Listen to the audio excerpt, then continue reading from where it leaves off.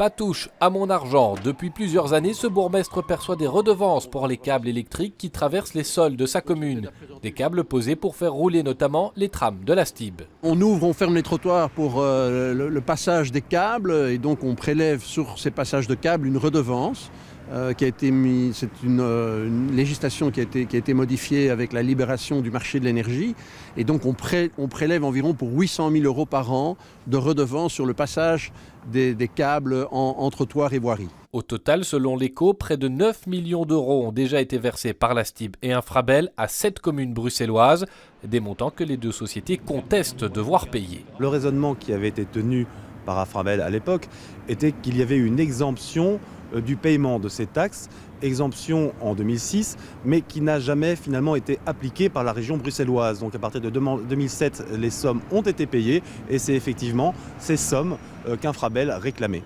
Récemment, le tribunal de commerce a tranché. Pour lui, les services publics ne sont pas exemptés de redevances, d'autant que ce sont les gestionnaires de réseau comme Sibelga ou Elia qui sont taxés, avant d'ensuite reporter la note sur la STIB et Infrabel. Il va falloir bien sûr, avec les juristes concernés, étudier les suites à donner effectivement aux moyens de droit qui ont été évoqués. Reste une question, n'est-il pas paradoxal qu'un service public qui tire ses moyens du contribuable soit lui-même contraint de financer la collectivité? Il y a d'autres taxes qui sont prélevées par les pouvoirs publics à charge d'autres pouvoirs publics. Donc ça, c'est le mécanisme fiscal général qui fonctionne de cette manière-là. STIB et Infrabel réfléchissent à des recours, mais n'ont encore rien décidé officiellement.